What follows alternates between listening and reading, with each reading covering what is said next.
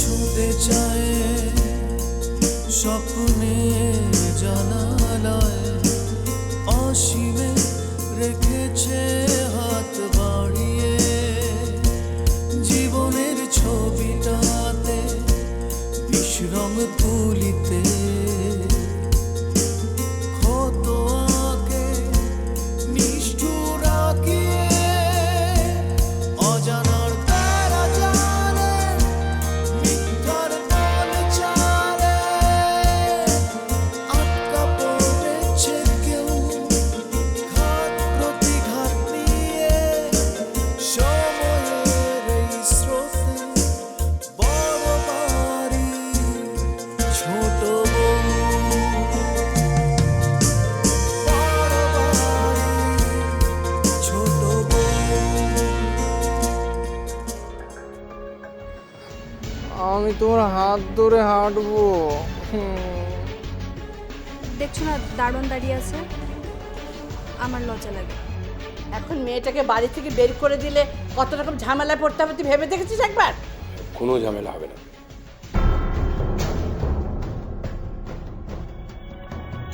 Decision কি হলো? জানি না, তুই তোর মায়ের কাছ থেকে জেনে নিস। এরকম একটা মেয়েকে কিন্তু বিয়ে করা তোমার আসলে খুব বোকামি হয়েছে। তারপর কি করলে? ওই মেয়েটা এই বাড়িতে আসলো, শুনি পালিয়ে গেলে। তবে আমি হলে কি করতাম চাচ্ছ জানো? এরকম কোনো ঘটনা যদি আমার সাথে ঘটতো এবং মেয়েটা যদি বাড়িতে আসতো, সবার আগে আমি বাড়িতে ঢুকে ওই মেয়েটাকে নিয়ে বাড়ির কেউ জানার আগেই বেরিয়ে যেতাম। তারপরে যা খুশি তা করতাম, বাড়ির কেউ কিচ্ছু বুঝতো না। আসলে আমার জীবনটাই ভুলে ভরা। যা ভাবি যা করি সবই কেমন ভুল হয়ে যায়। ভাবলাম আমি বাড়িতে না এলে মেয়েটাকে হয়তো কেউ পাত্তাই দেবে না, কি বলে বাড়ি থেকে বের করে দেবে, কিন্তু হলে এর উল্টো। সেরকমই তো হওয়ার কথা। তুমি যখনই বাড়িতে আসলে না, তখনই তো মেয়েটা সুযোগ পেয়ে গেল এবং তার যত দুঃখ কষ্ট সব মা এবং দাদিকে বলা শুরু করলো। তারাও দ্বিধাদ্বন্দ্বে ছিল, আর তুমি যখনই পালিয়ে গেলে তারা একদম শিওর হয়ে গেল। আর সেই জন্যই তো বললাম আমার জীবনটা ভুলে ভরা। তবে যাই বলো চাচ্ছু, চাচি কিন্তু সুন্দরী।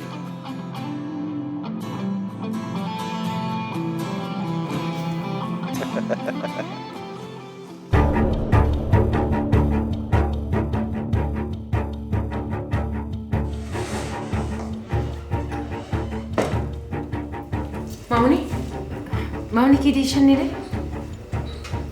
কি আবার সিদ্ধান্ত নিব? এহসান তো তিন্নিকে বিয়ে করেছে, অর্থাৎ তিন্নি এহসানের স্ত্রী, এ বাড়ির বউ। আজ থেকে তিন্নি এই বাড়িতেই থাকবে। রিয়েলি মামনি? উনি আজকে থেকে এখানেই থাকবেন? হঠাৎ এত খুশি হলে কেন তুমি? বাহ, খুশি হব না? এহসান চাচা বিয়ে করেছেন, চাচি এখন থেকে আমাদের সবার সাথে থাকবেন, এটা খুশির খবর না? খুশি খবর তো বটে, কিন্তু কিছুক্ষণ আগেও তুমি যেভাবে কথা বলছিলে তাতে মনে হচ্ছিল তিন্নি এক্ষুনি এ বাড়ি থেকে চলে গেলে তুমি যেন বাঁচো। হ্যাঁ মামনি, আমি তখন ভেবেছিলাম উনি হয়তো মিথ্যে কথা বলছেন এবং কোন একটা উদ্দেশ্য নিয়ে বাড়িতে এসেছেন। তুমি ওরকম মনে করেছিলে। আমি আর তোমার দাদি কিন্তু বুঝতে পেরেছিলাম তিন্নি মিথ্যে বলছে না।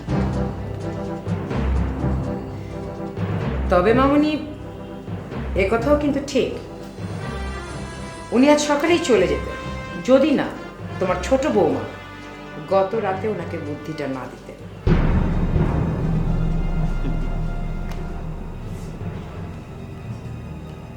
কথাটা অবিশ্বাস্য নয়, তবে রঙ্গনা কথাটা বলে কোনো অন্যায় করেনি। মেরিন, রঙ্গনা যে এই কাজটা করেছে এ থেকে কিন্তু একটা কথা প্রমাণিত হয়, রঙ্গনার মাথায় তোমার থেকে বুদ্ধি বেশি। সে তোমার থেকে বেশি বুদ্ধিমতী। কারণ রঙ্গনা কিন্তু বুঝতে পেরেছিল তিনি মিথ্যে বলছে না।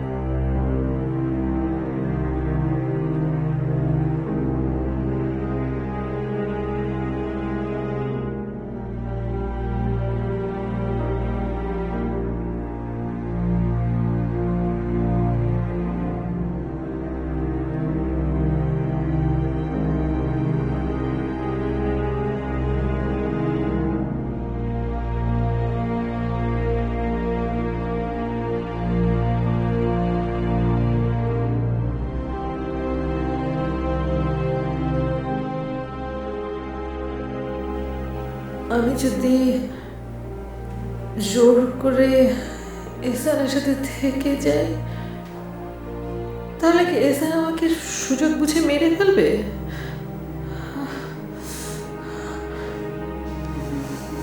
না, এসান খুনি হতে পারে না।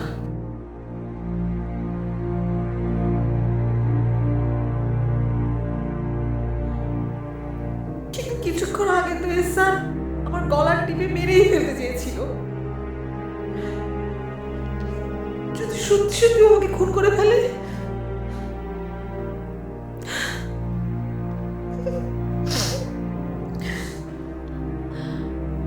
করুক।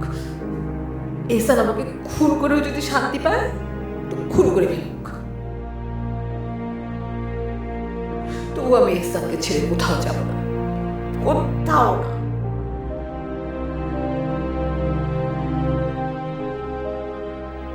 এসানকে ছেড়ে গেলে তো আমার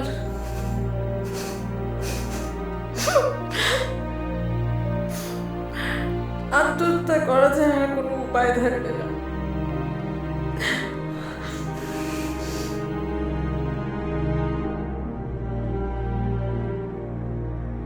কিন্তু এভাবে জোর করে থাকলে তো এসান আবার আমার উপর অত্যাচার করবে। তাহলে কি আমার আত্মহত্যা করাই ভালো?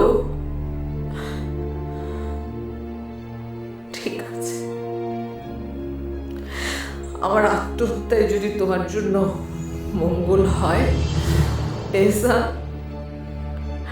তবে আমি আত্মহত্যা করব।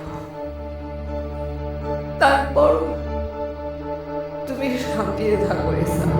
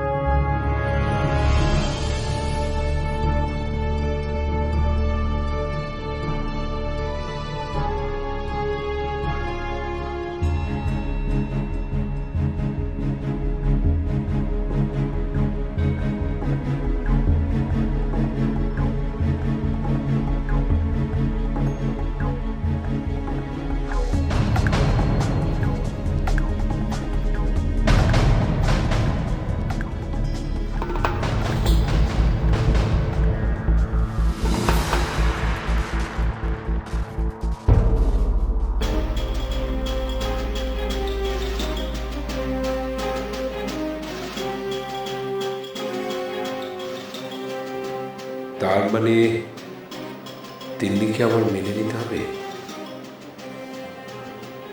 স্বামী হিসেবে ওর সাথে আমার সংসার করতে হবে? আমার তো কোনো সমস্যা নেই। আমি ভেবেছিলাম মা ভাবি কেউই আমার এই বিয়েটা মেনে নেবে না, অথচ এখন দেখছি সবাই কত সহজে মেনে নিচ্ছে। আমি যে কি বোকা! কিন্তু মা ভাবি এত সহজে মেনে নিচ্ছে কিভাবে?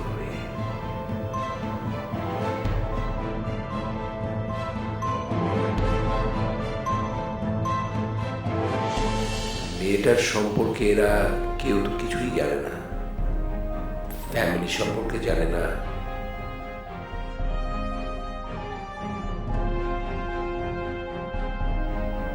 এটাও কি ভাবির কোনো চালাকি?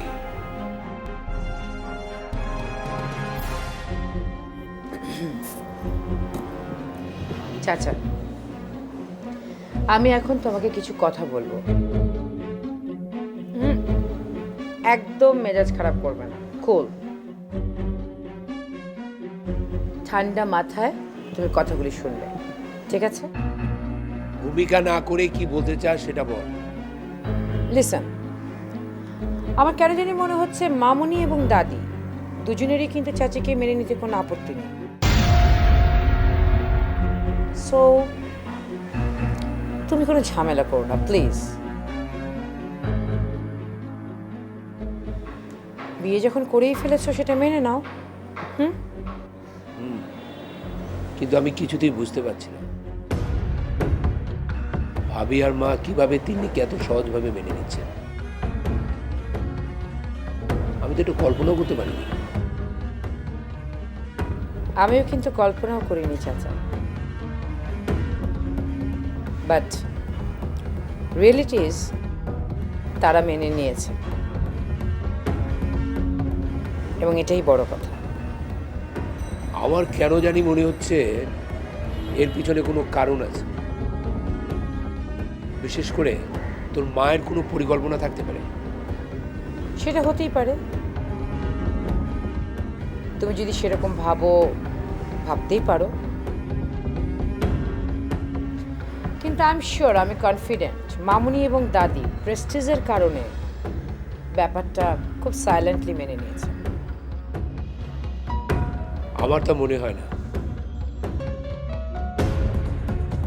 এই ধরনের ঘটনা এই জোয়ারদার ফ্যামিলিতে কখনোই সহজভাবে মেনে নেওয়া হয়নি। সেটা আমি জানি। কিন্তু ভেবে দেখ, আমার প্রথম বিয়ে আমি যখন কাউকে না জানিয়ে করলাম, বাবা কিন্তু সেটা মানতে পারেনি,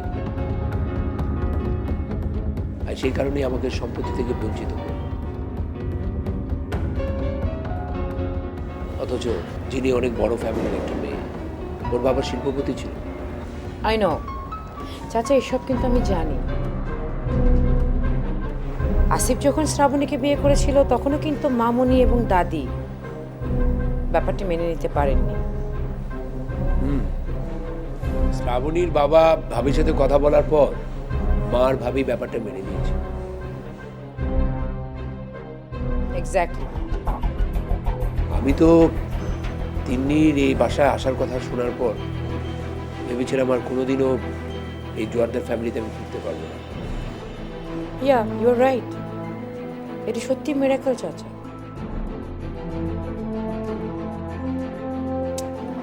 এনিওয়ে, যে কারণেই হোক, মামুনি এবং দাদি যেহেতু চাচিকে মেনে নিচ্ছে, তুমি আর কোনো ঝামেলা করতে যেও না প্লিজ।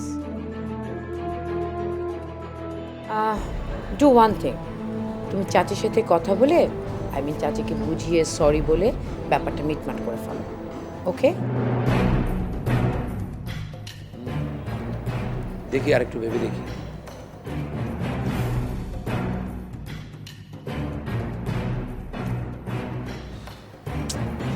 ঠিক আছে, তুমি ভেবে দেখো, বাট ডোন্ট ফরগেট চাচা।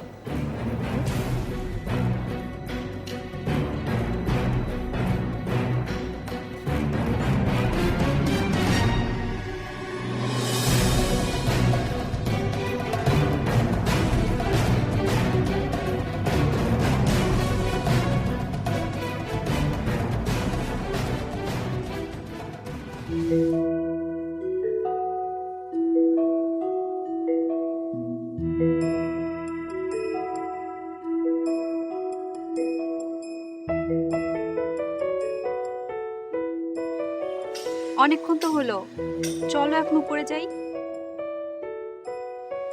না, আমি আর একটু থাকবো। আজ থাক, কাল আবার এসো। না, আমি আর একটু হাঁটবো, একটু হাঁটি।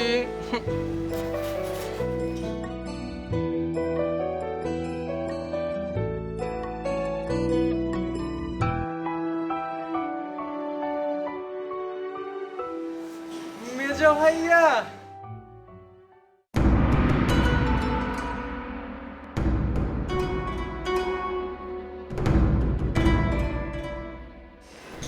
মেজো ভাইয়া, তুমি কোথায় গিয়েছিলে? আমি অফিসে গিয়েছিলাম ভাইয়া। কেমন আছো তুমি? আমি খুব ভালো আছি। তুমি ভালো আছো? খুব ভালো আছি।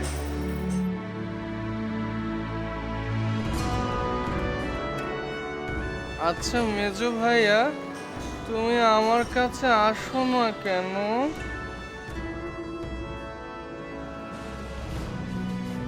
আমার তো তোমার সাথে গল্প করতে ইচ্ছা করে। আমি তো সময় পাই না ভাইয়া, তবে এখন থেকে আসবো। মেজো ভাইয়া, আমার বউ দেখেছো?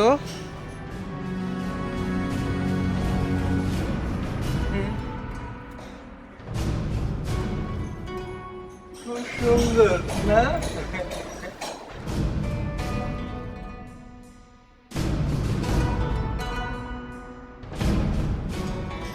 হ্যাঁ, খুব সুন্দর, অনেক ভালো। আমি বরং উপরে যাই, তুমি ভাইয়ার সাথে এসো। না না, তুমি মারফিকে নিয়ে যাও। না না, আমি তোমার সাথে যাব তো। আচ্ছা ঠিক আছে, আমরা একসাথেই যাই।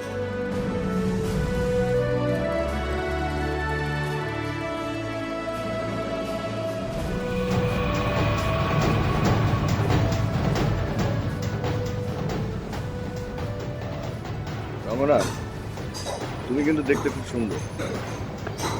তুমি কি আমাকে ভয় পাও? রঙ্গনা, তুমি কি আমাকে ভয় পাও? জি,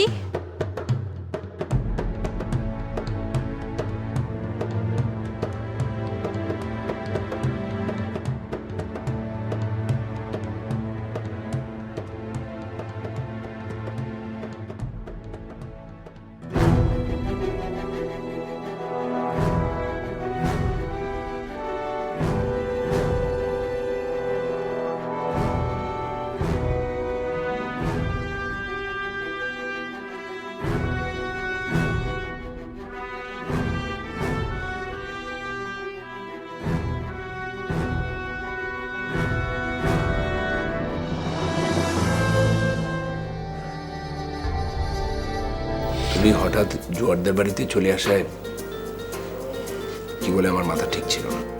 সবার সামনে বলতে পারলে যে আমি তোমাকে ট্র্যাপে ফেলে বিয়ে করেছি? আমার ধারণা পার্থ সাহেব কোনো একটা বিশেষ উদ্দেশ্য নিয়ে বাবার বিরুদ্ধে এরকম একটা অভিযোগ এনেছিলেন। রঙ্গনা কি পার্থ সাহেবের সাথে আমাকে সন্দেহ করছে?